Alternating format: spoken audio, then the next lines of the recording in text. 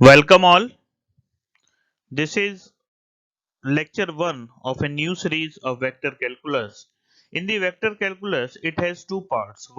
First part is vector differentiation and the second part is vector integration.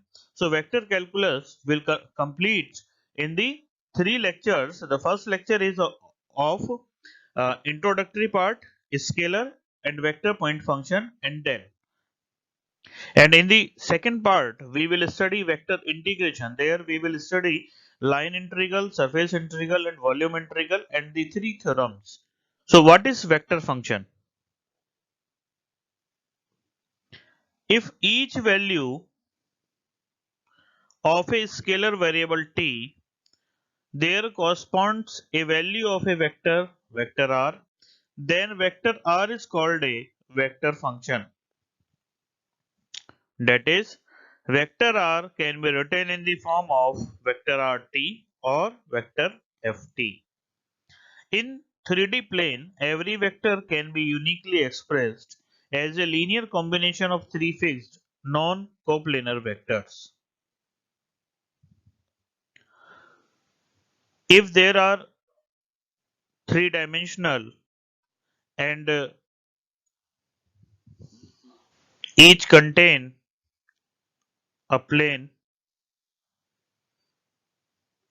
then vector ft can be defined as f1ti plus f2tj plus f3tk, where I cap, j cap, k cap denotes unit vector along x-axis, y-axis and z-axis respectively, and f1t, f2t and f3t are called the component of the vector ft along the coordinate axis. Along the coordinate axis. So derivative of a vector function with respect to a scalar. Let vector r equals to vector ft be a vector function of the scalar variable t and delta t be the small increment of t and vector delta r corresponding to vector r. Then if we have OP is a line which represents vector r equals to vector ft. OQ is another line which represents vector r plus vector delta r is equals to vector f t plus delta t, that is the small change in the vector r. Then the pq represents the small change, that is delta r, or it is represented by, if we want to write pq, vector pq, then it can be written in the form of vector oq minus vector op, which is equals to vector delta r. This already discussed, vector r plus delta vector r is equals to vector f t plus delta t, so that vector delta r is equals to vector f t plus delta t minus vector r, or vector f t plus delta t minus vector f t. And we can also say, if limit delta t tends to 0, delta vector r upon delta t is equals to limit delta t tends to 0, the value of vector delta r is this vector f t plus delta t minus vector f t upon delta t, it is exist. Then vector dr upon dt is called the derivative of vector r with respect to t in the direction of the tangent at p. In the direction of the tangent at p. So general rule of differentiation: if vector a, vector v and vector c are vector functions of a scalar t and phi is scalar function t, then number 1, d upon dt of vector a plus minus vector v can be written in the form d vector a upon dt plus minus d vector v upon dt. It is same as the when we differentiate two functions which are in addition or subtraction, then we can uh, separate them. So this is the same. Number 2, d upon dt vector a dot vector b, it is also the same. The product rule will apply. First function as it is, differentiation of second, plus second function as it is, differentiation of first. Third one is d upon dt of vector a cross vector b.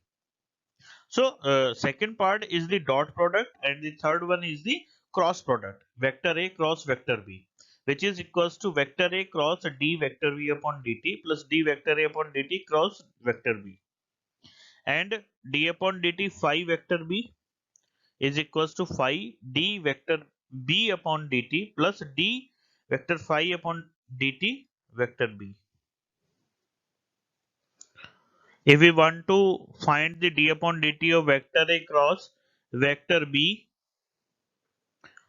cross vector c, which is equals to d vector a upon dt cross vector b cross vector c plus vector a cross multiplication of d vector b upon dt cross multiplication of vector c plus vector a cross vector c cross multiplication of d vector c upon dt.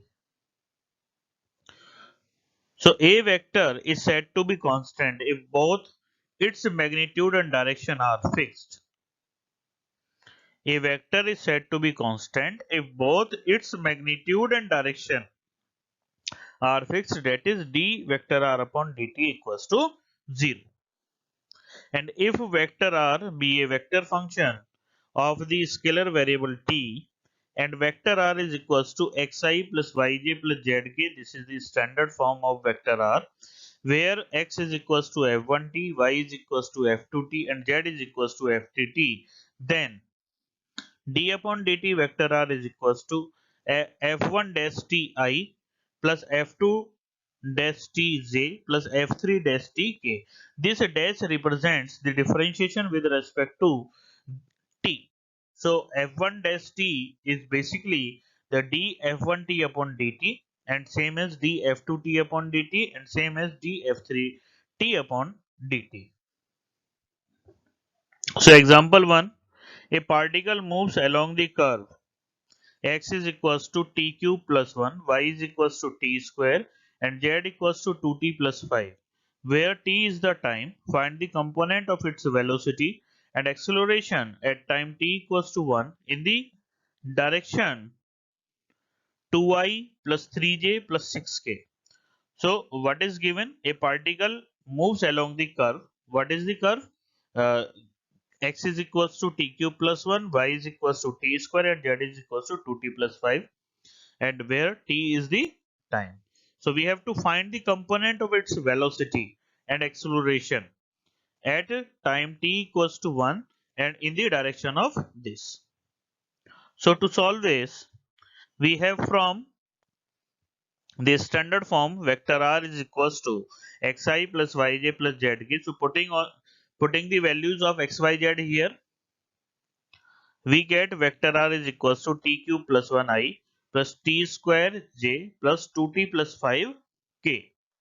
Now we have to find the velocity and acceleration. So velocity is represented by uh, basically it is the differentiation of the function with respect to t. So dr upon dt, which is equals to the differentiation of t cube is 3t square, 1 is 0.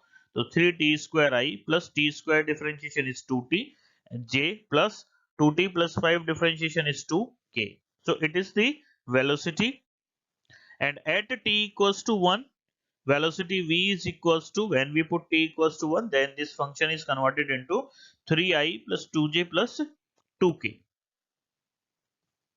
So unit vector along 2i plus 3j plus 6k is, what is the unit vector? If it is vector a, then its unit vector is vector a upon determinant mode of vector a. Vector a upon mode of vector a. So 2i plus 3j plus 6k upon, and mode represents the square root of component of ijk square, sum of the component of the ijk. So square root of 2 square plus 3 square plus 6 square, which is equals to 2 square is 4, 3 square is 9, 6 square is 36, 36 and 440 plus 9 49. So the square root of 49 is 7. So 1 by 7 of 2i plus 3j plus 6k. So component of velocity v along 2i plus 3j plus 6k is equals to velocity with this velocity with the dot product of unit vector. So 3i plus 2j plus 2k dot product of 1 by 7 of 2i plus 3j plus 6k, and we know that in the dot product I dot I, j dot j, k dot k is 1 and the rest are 0. So 3 2 is 6, 2 3 is 6 and 2 6 is 12 by 7. So it is equals to 24 by 7. So this is the velocity in direction of 2i plus 3j plus 6k. Now we have to find the acceleration, and acceleration is always equals to d2 vector r upon dt square. That is, if we differentiate with respect to t the velocity, then the acceleration comes. So the differentiation of 3t square is 6ti, differentiation of 2t is 2j, and the differentiation of 2k is constant, so it is 0. So the acceleration is 60i plus 2j. So at t equals to 1, acceleration is equals to 6i plus 2j. But we have to find the acceleration in the direction of 2i plus 3j plus 6k. So again, same function we have to apply. That is, the component of acceleration along 2i plus 3j plus 6k is at t equals to 1 is 6i plus 2j, that is acceleration, dot product with unit vector, that is 1 by 7 2i plus 3j plus 6k. So it is equals to 6 to the 12 or 2 3 the 6 and 0 6 the 0. So 12 plus 6 18 by 7. So it is the acceleration for the given problem in the direction of given vector. Example 2. At any point of the curve x equals to 3 cos t, y equals to 3 sin t and z equals to 4t, find number 1 tangent vector and number 2 unit tangent vector. So to solve it, we have from the standard form vector r is equals to xi plus yj plus zk. Putting the value of x, y and z, we get vector r is equals to 3 cos ti plus 3 sin tj plus 4t k. Now we have to find the tangent vector. So tangent vector is basically the velocity, which is d vector r upon dt. So when we differentiate this cos t with respect to t, then it is minus sin t. Differentiation of sin t is cos t and differentiation of t is 1. So it is equals to minus 3 sin ti plus 3 cos tj plus 4k. And magnitude of tangent vector is, magnitude is the square root of square of the sum of the variable coefficients. So minus 3 sin t square plus 3 cos t square plus 4 square. So it is 9 sin square t plus 9 cos square t. So we can take 9 as a common. So sin square t plus cos square t plus 16. So sin square t plus cos square t is 1. So it is square root of 9 plus 16. And so it is square root of 25, which is equals to 5. So the unit tangent vector is equals to tangent vector upon mod of tangent vector, or this is minus 3 sin ti plus 3 cos tj plus 4k upon 5. So it is the required unit tangent vector and it is tangent vector. Point function. A variable quantity whose value at any point in a region of space depends upon the position of a point is called a point function. A variable quantity whose value at any point in a region of space depends upon the position of the point is called a point function. There are two types of point functions. One is scalar point function. So what is scalar point function?